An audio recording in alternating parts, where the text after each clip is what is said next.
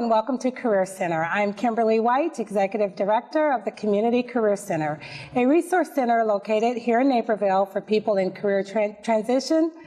If you're unemployed, underemployed, or seeking a career change, this show is for you. Career Center will bring human resource professionals and other experts together to provide job search tips to assist you as you search for your next success. Today we have with us Grace Burima. Grace is a management professional who has a background in sales and marketing, operations management, relationship development. So Grace, welcome. I want to just introduce you to our audience. Thank you. I'm happy to be here with you, Kim. Great. Grace, tell me a little bit about yourself. Tell us what we need to know about Grace. Well, currently I'm actually president of a service organization, Rotary, in the city of Aurora, which I'm very pleased to be associated with. And in that capacity, I enjoy being a leader, leading a lot of other community leaders. In addition, more recently, I've been working as a program manager in the field of weatherization and also for a grant funded by the Illinois Department of Transportation. Those are the things I've done most recently. Prior to that, my experience has been mostly in the corporate world. Okay, and so let's elaborate a little bit on your work with the Aurora Rotary. Well, I'm on the board there, and if you're not familiar with Rotary, Rotary is an international organization. They have 33,000 clubs around the world, 1.3 million members, and my club has 55 members. I've been on the board for 6 years now, and actually have been asked to go on into additional leadership positions on a district-wide level. Very good. All right, so Grace, I know that you are a member of our center, and yes. You're currently in a job search looking for your next success. I am. So let's talk about that. I know, tell me some of the things that you've done at the center and some of the volunteers that you've met with. Well, if I can preface it with the fact that I came to you almost immediately when I learned my position was being eliminated as a result of state funding. And I was familiar with Community Career Center because it was a place that I referred clients to as well. I knew that you had a vast array of services. I've participated in some of the workshops that you've had. One of them was on LinkedIn, and it had to do with the more advanced usage of LinkedIn. So with Dave. Yes, with Dave. Yes, great guy. And so that was wonderful. I also met one-on-one with a couple of individuals there, Sally, and I met and talked about what my aspirations were for the next chapter in my life. And she's a former executive with McDonald's Corporation. And then I also met with Lacey, who I'd also met previously in Aurora, because we work with Junior Achievement. Good. So were you working on resume writing, networking, job search? We did a review of my resume. In the past, I've been having fairly good success with my resume, but it's always good to tweak it, I think, and get some additional input. And a resume for the not-for-profit world is obviously different than a resume for the corporate world. Yeah, and what are some tips they gave you on the resume, or what are some things that you've taken away from? Well, I think, Lacey was really helpful in talking about the fact that the resume should be tweaked a little differently for the not-for-profit world. And one thing I found really interesting is that she didn't feel it was necessary to necessarily place your address on there. Obviously, you want your LinkedIn profile data on there, and everybody's using mobile phones. A lot of people are doing away with the landlines.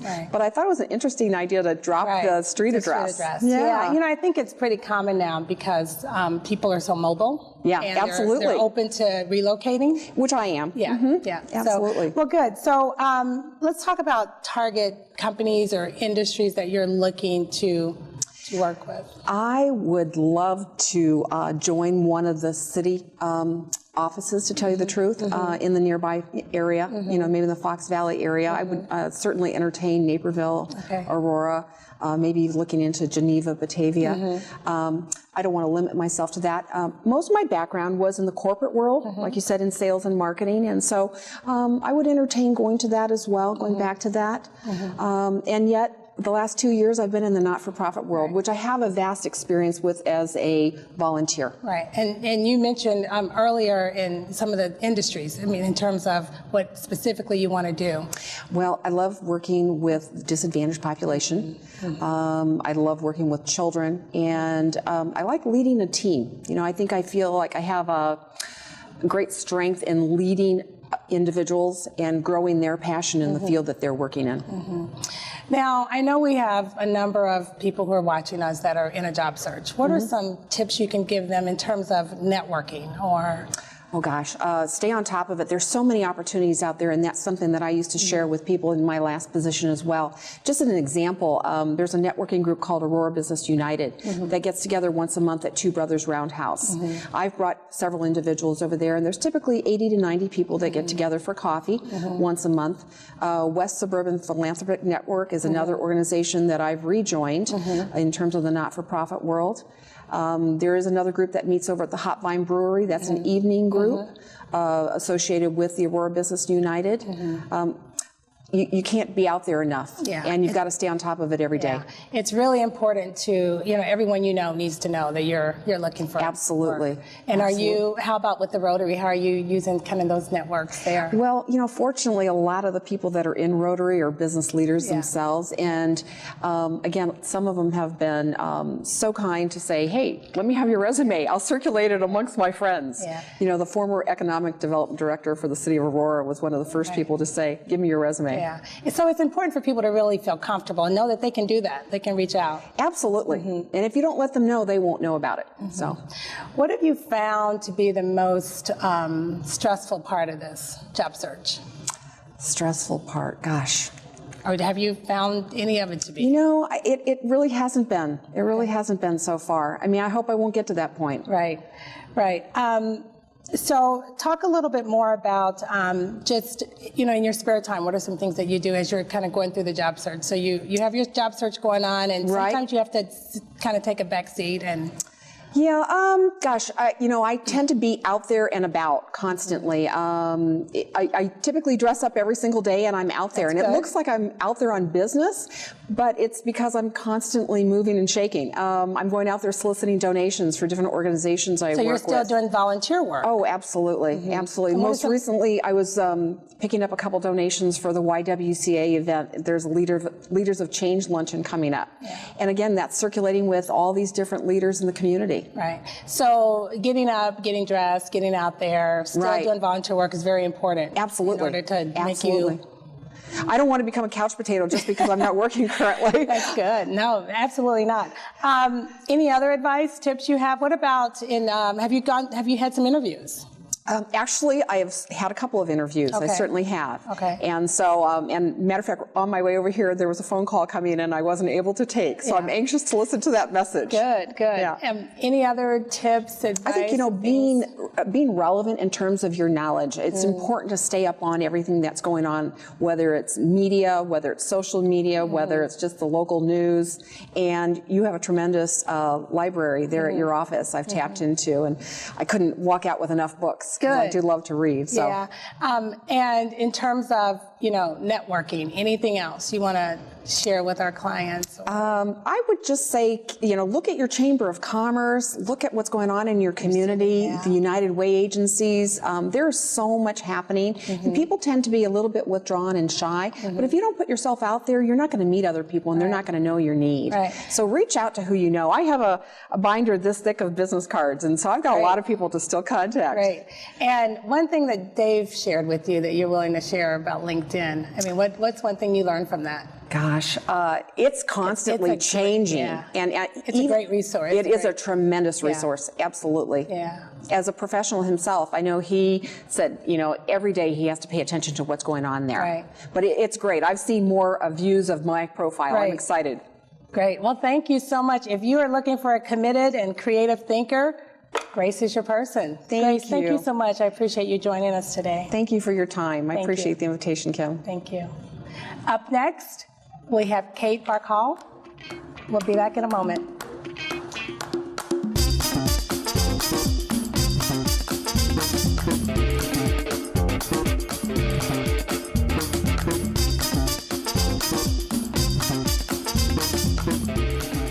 So, I'm kind of new here, but I've noticed a trend. My human does this funny thing where she goes around and gets all my toys, and then she hides them in that basket by the door. But it's always the same basket, and it's always in the same place. And then she acts so surprised when I find them, but, she's putting them in the same basket again. It's like, hello, that's where you put it last time. You were the worst at hide and go seek. I want to welcome Kate Barkal to the show. Kate is a volunteer job coach who likes to share words of encouragement with job seekers. Kate, thanks for joining us. Yeah, thank you for having me. So, Kate, tell us a little bit about yourself. Well, I have been working in the nonprofit sector for a little bit over 14 years. I'm very passionate about community development in general. And so I really enjoy opportunities to give back. And I know that the job search itself can put a lot of strain on individuals and families in general. And when I first got introduced to this program, it was kind of by accident, really, but I really gravitated towards that because I had a lot to share from my professional experience, particularly being in the hiring manager seat for some time. And I found that it was a really great area to give and to contribute, and I have grown a lot out of that process. So I know you've been volunteering for a while. How has your perspective changed now that you find yourself on the job seekers side of the... Yeah, that's a really interesting question, because when you're a job coach and you have a job, it's very different than when you're actually on the other side of the table. I was a hiring manager, and I had all the little insights about, what do you need to do to really impress a hiring manager, and how do you get your resume out there. But, not being in that seat myself, a lot has passed me by, I have to say. When you get into the job search, you realize, wow, a lot has changed. Resumes look differently. The way we approach the job search looks so differently. And, it may take time to get out of there. There could be a huge number of candidates that are very, very successful and very qualified. And you have to do a little bit of work to really make yourself stand out. So, what are some of those tips that you would suggest people do? I mean, for one thing, don't assume that the resume that you had in your last job search, which could be 2 or 5 or 10 years ago, is the resume that you should use now. A lot has changed in terms of even the format. Back in the day, there was a lot of functional and combination resumes, and those are not very common anymore. Yeah, I think you mentioned something about turning in a functional resume at one point. I had a one-pager. It's really funny. It took me 5 minutes to update every time, and it served me pretty well, I have to say. I was pretty lucky with that particular resume. But I found that it doesn't always work, and part of that is you can't really show the employer how you progressed in your career, and that is something that a lot of hiring managers look at. And so you mentioned things that you can do to stand out. What are some other suggestions you would have in terms of as a job coach, because you've seen that? Yeah, I mean, for one thing, one size doesn't fit all. It really is important to tailor the resume to the actual job. And I know that I share that a lot when I was a hiring manager, because I need to understand why you applied for the position, and I need to see something that tells me that you're qualified.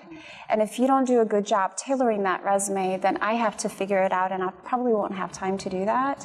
So it's really important to take the time to actually show the employer what you have that relates directly to that job. Now, as a hiring manager, you go back to the HR person and say, this is what I'm looking for. So you may have several different skills that are on the application that you're looking at. But then you pick 1 or 2 things that you're really focusing on. And so how do you then, get that down to the number of people that you want to actually bring in? I mean, what top things are you looking for? I always start with the ideal. And you will find that a lot of times when the job descriptions are put together, we're looking for the 100% ideal. And we might not find it. And so I try to get as close to what I need at a minimum. But I also try to get a sense of who that person is. And, people talk about cover letters, some places they're more important than others. But when I read a cover letter, it tells me something about that person. And so there's a little bit... Cover letters are really important. Cover letters have been important to me because in the field that I was, there was a lot of writing involved. So I do want to look how well you can communicate. And cover letters are a pretty good indicator of that. But also, it shows a little bit of the personality. I can just glimpse at a cover letter and it tells me something about you and who you are as a person. And that, to me, has been really valuable. If you could think of 3 things that would be helpful to a job seeker, what are those 3 things? What 3 things would you? Now that I have been in the job search process, I'm going to give you 3 things that are very different than I would have been telling you as a hiring manager. And one is that it's important that you don't isolate yourself. Meaning, don't be by yourself. Don't just sit there in front of a computer, put together resumes and cover letters and respond to ads. Really get out and meet people. I know that was mentioned a little bit earlier, but it's important to me for more than one reason. One, it's a networking opportunity. You really want to meet other people. But if you join a career center or a job club or a networking event, you actually get to interact with other job seekers. And what's really great about that is you get to share a lot of tips with each other, and you give each other moral support. And that's something that we often forget. The second is to take time for yourself.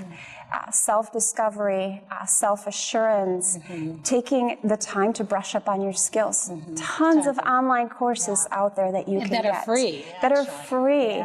Think about a career shift. This is the perfect time to do that. And thirdly, trust the process and the timing. You know, every job search process is going to be a different timeline, different opportunities. Trust it. Trust yourself. Know that you have the skill sets that you need, and that the right job is going to come at the right time. Now, let me ask you something. You mentioned career shift. Now, when you're looking to do that, then you'll find that you're in terms of the number of years experience that you have may not be comparable to someone who's been doing this particular thing for quite a while. So, as a hiring manager, how would you view that? How would you? I always look at skill sets, and I look at transferable skills.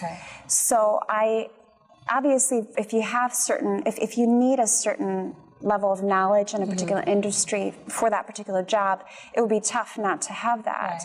But there are also more and more a lot of transferable skills across many different industries. So for example, I've worked in the nonprofit sector, but I've seen a lot of movement between the for-profit and the nonprofit sectors. Well, a lot of the skill sets that we're looking for on project management and grants management are skills that you can get in other sectors. So it's good to be mindful of the skill sets that you have and be able to articulate that to the hiring manager.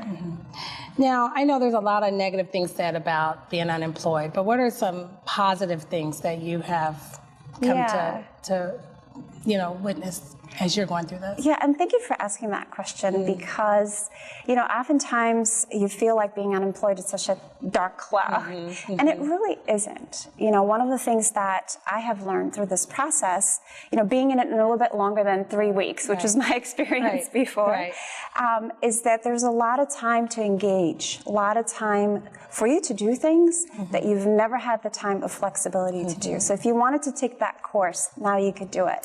Spend more time with your family, get engaged in things that matter to you, and get involved in the community. That's one of the best things about having that flexibility is you get to give back to your community. You get to know the members of your community a little bit better. You get to understand what's going on down the street. I was in the environment where it was job, home, office, kitchen or whatever.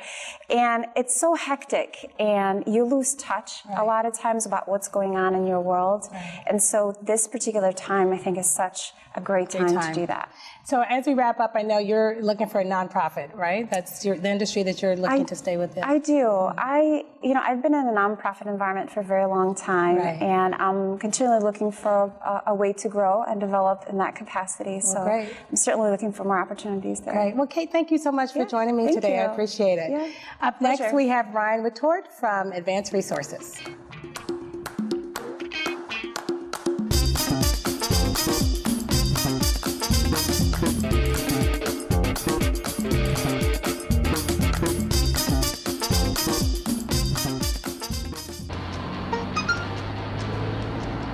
The average text takes your eyes off the road for nearly 5 seconds. Stop the texts. Stop the wrecks. Visit us at stoptextsstopwrecks.org. To find out how to protect your family, including your pets, in an emergency, please visit the ASPCA website or Tony LaRussa's Animal Rescue Foundation website. Be a responsible pet parent. Be prepared. Welcome back. I hope you enjoyed those public service announcements. I'm glad to have joining me today Ryan Wittort from Advanced Resources. You're the Director of Finance and Accounting? That's correct. Okay, great. Well, welcome. Thank you. Thank you for having me. So, Ryan, tell me a little bit about what you do at Advanced Resources and what your role is. Absolutely. So what I do at Advanced Resources is a staffing recruiting firm. We focus locally around the Chicagoland area and the suburbs as well. My role is I oversee our group for finance and accounting operations. We recruit and staff for anything from, I guess, your entry-level accounting operations, accounts payable, accounts receivable, all the way up through your staff accountants, financial analysts, senior accountants, and on and on. You have positions open. I'm assuming they run the gamut. You always have constantly. Yeah. Constantly. There's always at least, with my group specifically, there's always at least probably 20 plus. Yeah. So can you tell me some type of jobs that you're Yeah, absolutely. usually recruit for? So last week, I'll give you an example. Last week specifically, we had 5 different roles open for staff accountant. All different roles, ranging from your entry-level fresh grad all the way to a senior accountant with about 5-6 years experience. Okay, and these are all local in the area? These are all in the local. City or? Yep. So my focus, we do have a group in the city as well, but my focus is the western and northwest suburbs. Okay, and then Advanced Resources also, you're not just with the finance industry, you kind of run the gamut with all different industries. Correct. So we're not just finance and accounting. We have also our HR group. So it's anything from your corporate recruiters all the way through your HR directors. Okay. We also have our technical, so it's our IT group. Okay. So anything from your IT help desk to your network engineers. We have our office group, which is administrative, customer service, all the way on through your project managers and also, I guess, admins and executive admins, really. Final group I'd say we have is our healthcare group. With our healthcare group, it's anything non-clinical, but medical revenue cycle, things of that sort. Now, I know years ago with staffing agencies, people who were looking for jobs had to pay. Is that something that you guys require? So job seekers that maybe haven't been in with an agency in a long time may come to me and say, do we still have to pay for this? Right. I can't believe they used to make people pay. Fortunately, no. The industry has changed quite a bit, and there's no charge to our candidates. It's basically, I tell them to consider us a free resource to them. So what is the process, the application process, if someone were interested in seeking out your services? Good question. So there's a lot of different ways they can go about it. Obviously, we have a website, and a lot of people will apply through the positions we have listed through our website. So we have all of our positions that we have at any given time. You say all those positions, how many are we talking about? Oh, wow. Last time I checked, there was probably 350, 400 listed, quite a bit through all our different groups. So, and it varies. Sometimes there'll be more. First quarter this year is really busy for us. And first quarter is typically pretty busy for. It is. The fourth quarter and first quarter. And then it peaks again in summer. So they go through the website, and then what are some other ways they can apply? A lot of times we'll have people just contact us directly. We do a lot of our recruiting for qualified candidates through referrals. So now, do you bring people in for interviews? Do you do phone screens first? How do you guys do that over at Advanced? We do both. You do both. We actually do both. So we'll start off with a phone screen, talk to them a little bit about what they're looking for, get an idea for what it is we can help them with in their search. We'll even do kind of consulting with their resume and give them some advice. And then we'll also do an in-person next. Okay. Now, can clients just walk in, or do you prefer? No, they can. We do offer walk-ins. Typically, we prefer appointments, just because our schedules are so busy throughout the day. Okay. But we will accommodate those who would just walk in, maybe don't necessarily know. Right. So, what are some hiring trends that you're seeing right now? Good question. Some of the big hiring trends that we're seeing are new grads, whether that's and I don't want you to think that that's somebody who's just went from high school to college. Some people have maybe had a career, have gone back to college, maybe to get that bachelor's they never got, or get that master's or CPA or whatever it may be. We're seeing a lot of demand for those folks. Really? Absolutely. Even with the ones that are less experienced, who don't have a lot of the real work life experience. there's a lot of demand for those. Specific industry or kind of across the board? So industry specific, we're all across the board, really. So we'll do anything from logistics to distribution, manufacturing, financial services, even non-for-profit. I always like to talk about resumes. So when you see a resume or that comes through, what are some things that you're seeing that clients need to do to make sure that their resumes are being seen? What are some tips you have? For our candidates, sometimes what we'll do is we'll kind of sit with them, walk through piece by piece. When we're walking through piece by piece, we want to make sure that it's representing what they're looking to represent for their experience. Sometimes it's tough to communicate and talk about yourself like that, so we'll kind of sit beside them as maybe a company they would be interviewing with and do a mock interview. So you do mock interviews with them. And then do you videotape those as well? We do. So we offer to either videotape it. Typically what we do is what we call basically a skill marketing clip. So it's a quick 15 to 30-second video clip that we offer. Not all the firms out there offer it, but we do, just to be able to give our clients and companies that we work with an idea of personality, reaction to kind of questions we ask, and just the ability to interact. So do you just mentioned when you're talking to clients, do you put them through a personality test? Do you go through testing with We your do clients? have assessments that can test for the personality test. I do administer those sometimes, but I typically think the best way to gauge that is just having a face-to-face conversation. Okay. And you find that works? Absolutely. But what if a company, do companies require that? Some Sometimes? do. It really depends. I know we do that internally, but some do actually. With some of the bigger companies we'll work with, like Walgreens, and just depending for the role, we'll ask for a personality test, a collaborative index test. Okay. That will ask specific questions and kind of give a score at the end. You mentioned Walgreens, so who are Yes. some of the companies that you guys specifically work with? Good question. Anything ranging from your small, really small, family-owned companies all the way up through your large, like Walgreens, Exelon, Bosch, Northwestern Memorial Hospital, and Cadence have now merged, so we work with both of them. So many different industries and really any kind of different size company. So tell me, how does one stand out in this market? I mean, this is a pretty fierce market out there. So when you all probably get hundreds of resumes. How does someone stand out? How do you stand out in this market? I think persistence is key. Persistence. It's a big piece of it. Another piece of it is, I did talk about... When you say persistence, what do you, just in terms of being, contacting the company? Sure. So contacting the company. If they're reaching out to us on one of our opportunities, if they don't get us on the first try, reach out, give a call. Don't just send your resume via online application. I always love when I get a call from somebody saying, I just applied for this role 10 minutes ago. I'm very interested. Can you tell me more about it? Okay, so you guys welcome that. Absolutely. That's good. Because some companies I know really want you to follow kind of the law of the rule of what they have on the process. Yeah. And what else? What else are you? I was going to say the other thing is, I talked about new grads before. With new grads, one of the big things I always try to advise on is get an internship if you can. Involve yourself as much as possible in the field you're looking to go into, whether it's paid, whether it's not paid, whatever you can do during school, because it's going to help with that work-life experience. Right. And what advice would you give as we wrap up to the seasoned worker? To the seasoned worker, LinkedIn is a big piece of it. LinkedIn, social media, and stay in contact and be persistent in your search. Yeah. Now, do you all go on LinkedIn and try to find? Oh, absolutely. Yeah. Yep. Do you find, has that been pretty helpful for you all? It has. Because I know there's that rule out there, 80% of the people are going to get their next job through networking, and so. Yes, so we host what we call thought leadership events, which are networking events that offer candidates and clients alike to network there and be able to talk to people they normally wouldn't have in their network. Great.